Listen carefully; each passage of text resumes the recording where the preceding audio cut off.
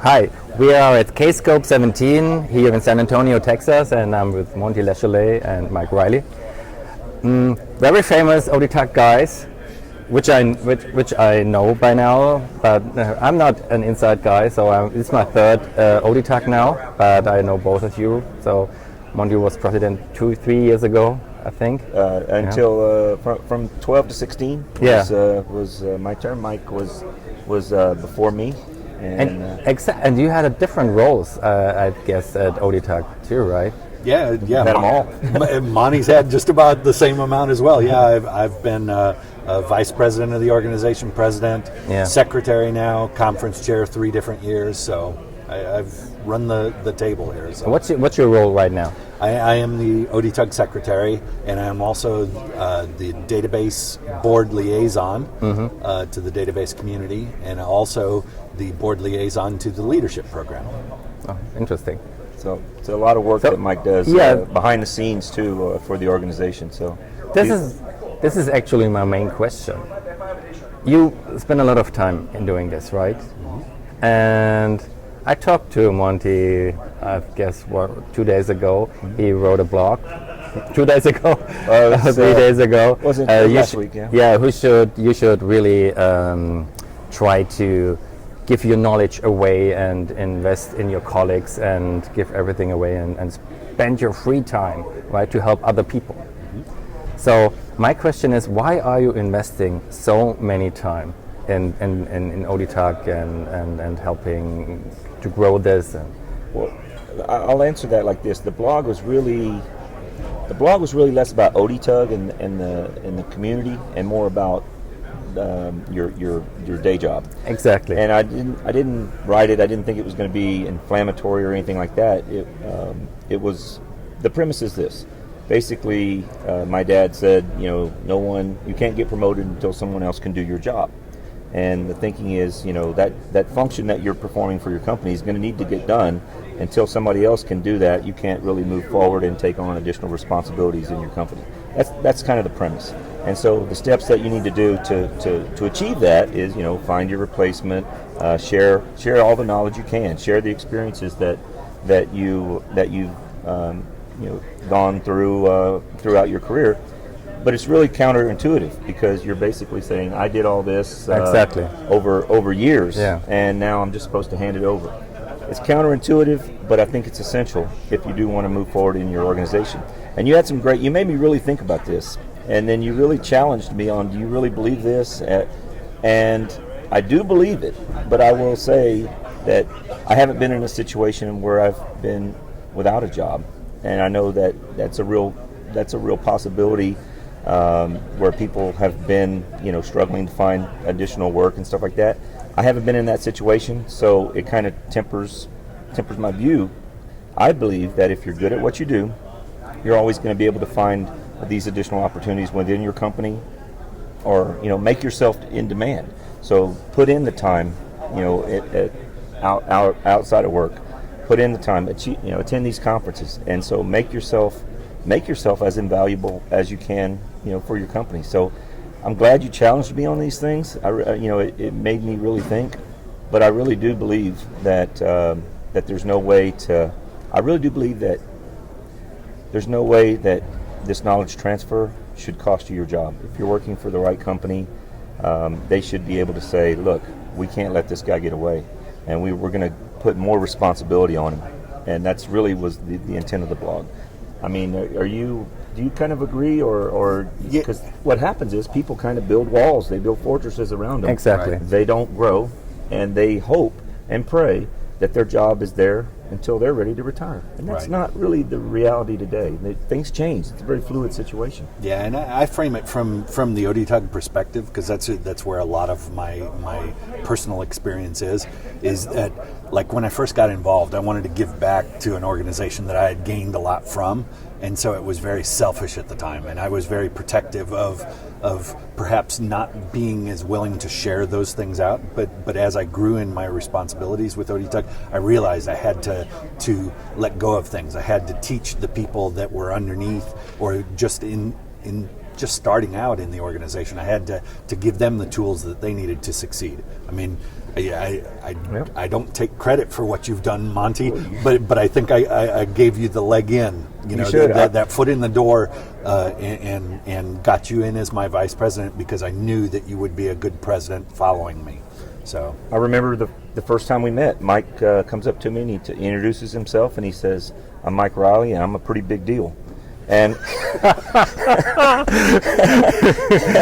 and he said, I can really help you get involved in the organization, and it worked out well for both of us, I think.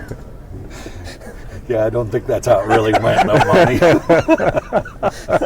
Well, it was true, though. You were the right person to kind of integrate me into the organization. I'm forever grateful, because it's worked out very, very well for me personally. The people that you're able to come into contact with, within Oracle and just within the general community, you can't put a price on it. I mean, right now, I gave a talk to the newbies that Sunday evening or whenever it was, and we just tried to explain to them, content is everywhere. It's at this conference, it's online, true. It's everywhere. It's on Apex World. Yes, it's everywhere. But what's not everywhere are the opportunities to network. I know right now, and you guys can say the same thing, with these contacts that we've made, you can they'll take your call when you call these people. They'll take your call. You've got a relationship there, and that doesn't happen just by reading their blogs. That happens when you meet them at conferences like Caseville. Exactly. Sorry, Mike? No, I was just going to add to the fact that you kind of did the same thing for our current president, Natalie Delamar. You kind of mentored her along the way and prepared her for eventually taking over. But perhaps the one of the greatest things that not that you're not known for a lot of great things, Monty, but one of the greatest things that you ought to be recognized for, you and Kathleen McCaslin, were the ones who really started the leadership program, because you knew that we needed another avenue to grow leaders within this organization. But she deserves a lot of credit for that. I just happened to be manning the tiller at the time. She had a great idea that it really differentiated ourselves from other user groups, and now I notice that the other user groups are following suit, and they now have their own leadership program, which only helps the community. And so we are growing our own leaders now, and we're in year 4, and it's working out just the way we wanted it to. Now the leadership grads are involved in the program, and so over time we're going to have a huge body of these leadership grads that are maintaining and growing the leadership program. We've purposely kept these class sizes very small. I mean, you're kind of lucky to get into the program, and we've turned away people that we feel are actually too qualified. There's certain things that we're trying to impress on these grads, and some of the people that come to us that want to participate in the program, they already have these qualities. So we tell them, we'd love to have you involved in the program, but how about if you present to our grads, because you are what we want to grow these leaders to be. So can we say you do it because first of all, you love it to do it, right? And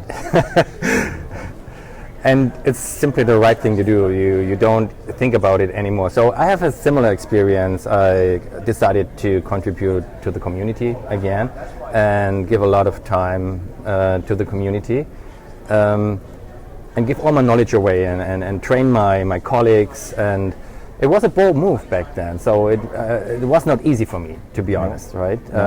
But I decided it, and I said to myself, okay, give it a try. I can never find out if I try it out, right? And I found out that it's really worth it. So it comes back much more than you give away. So you basically, the principle, you reap what you sow, right? Yep. And now I'm living with this new ideology. the more you give away, the more you good things especially, the more come back, right? Why did you challenge me so hard on that? Yeah, because I want. This is what I wanted to hear from you. If this was your motivation or your experience, or this is what I wanted to give away to other people, right? Who are in this. Everybody's in a situation who has somebody beyond him, and I see it on every customer's place. People they block their knowledge, and this is simply not the right thing to do, right? If you're a farmer, you don't eat all your corn, right? You give something away and you get much more back. So give it a try, but you have to love it. Well, we talked, the blog, remember we said was more about your day job. When it comes to the community, I think there's really not much anybody would disagree with. You absolutely give, from a community standpoint, we're here to share information 100%. And that's where I think this, in my community, in the Apex community, I think they're just a fine example of that. And I'm very proud to be part of the Apex community. They've got to be, with things like Apex World out there, they've got to be considered the example that other communities should follow. I mean, there's so much sharing going on. I mean, it's just a sight to see. Yeah, right from the beginning. Yep. And I totally agree with you. So basically, don't do presentations anymore. The simple reason is I don't want to get nervous, and I just want to come to K-Scope to meet people. And this is a value you don't get anywhere else, to be honest. So I'm from Germany, and there are 2 big conferences, Apex conferences every year, but you can't compare it with here. So there's a different atmosphere here. Everybody is so approachable, and you can talk to everybody. And even if you don't talk to anybody, they talk to you. They ask, "Who are you?" Right. That's right. And basically, it's impossible not to get in contact with people. And this is the most important thing I take away from every conference, because you're right. All the content is recorded. You can look at them afterwards. You get content all over. But this personal relationship you can grow here is unprecedented. I'm glad you mentioned the relationship, the K-Scope experience. It's real. It's absolutely real. And it didn't just happen. I mean, we talk about it in the meetings about how that is the way to continue to grow the organization, is through this what we call the K-Scope experience.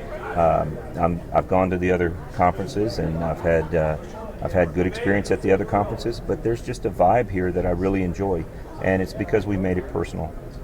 And again, it started a long time ago, but now I think people have responded to it and continue to respond to it. They understand that if they're not at the conference, they're missed. Exactly. They understand. Yeah. Do you agree? Absolutely. Do you have any vision for, K-Scope 2020 or something? Is there anything you want to bring K-Scope or ODTUG in a different direction, or I don't know? I think we're going to chase the technology, right? We're always trying to keep relevant with what we're doing, and the communities are going to continue to change and evolve.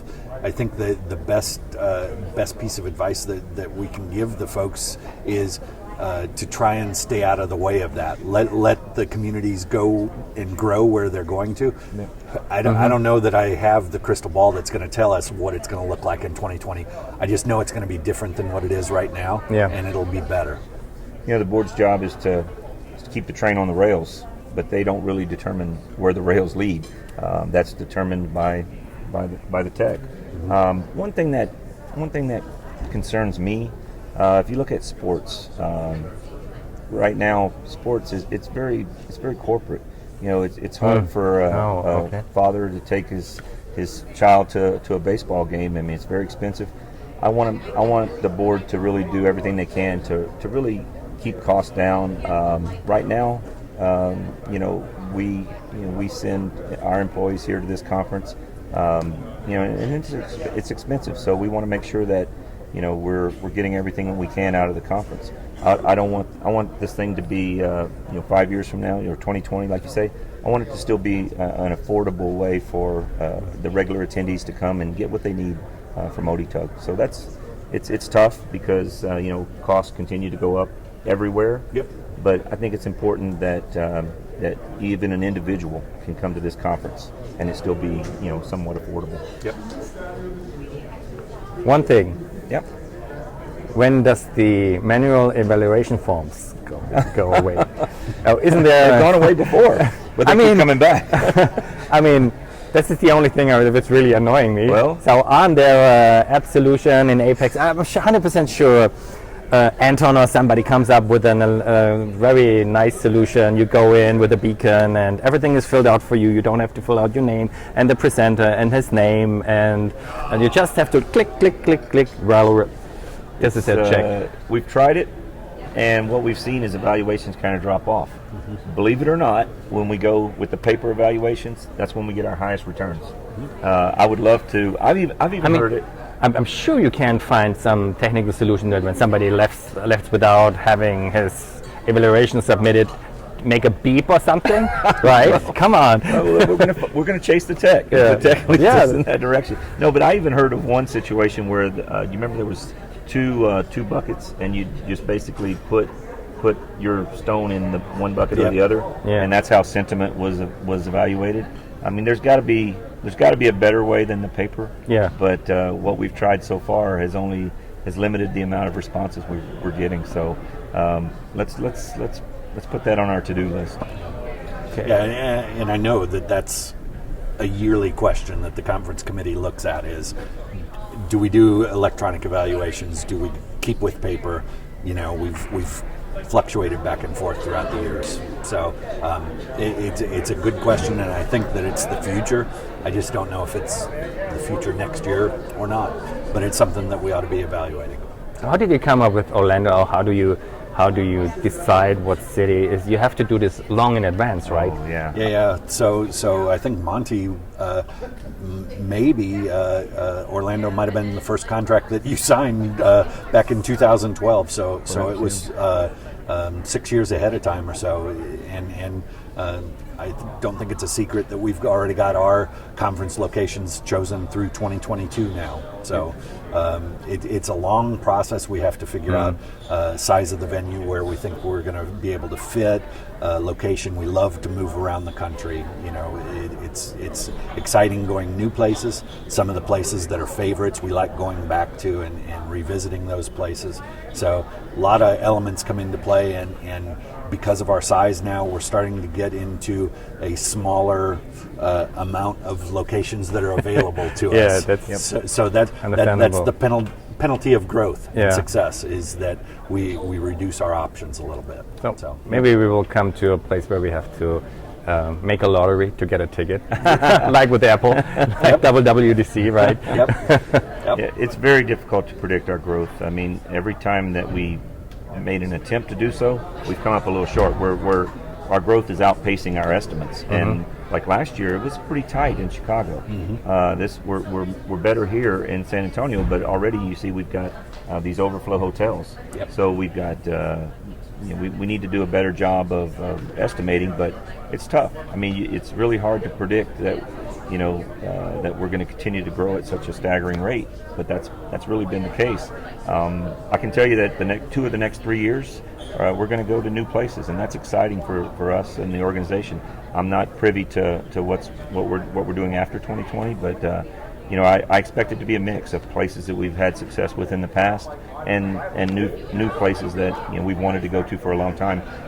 Again, not knowing what we're going to do after 2020, San Diego is a place that keeps coming up high on everyone's list. So let's go back to San Diego. We had great success there in the early aughts. Maybe? Yeah. So we went. I know they went there in before 2000 a couple of times, and then 2001 was the last time we went. 2001. The issue there is it's a cost thing. Everybody wants to be in such good weather in San Diego in June. So the organization does what we can to mitigate those kind of costs, but it's a place that I know the organization, based on the attendee response, would love to get back to. San Diego, you guys, generally it's the Sun Belt, generally speaking, but Mike's right. There's very few options when you're larger than a bread box, smaller than a Buick, where we find ourselves right now. We're not huge, we're not small, so we are limited. But they're doing a great job, finding us new and exciting venues. Great. Thanks for the interview. You're very welcome. Thank you, sir. You're very welcome. Thank you. My friend.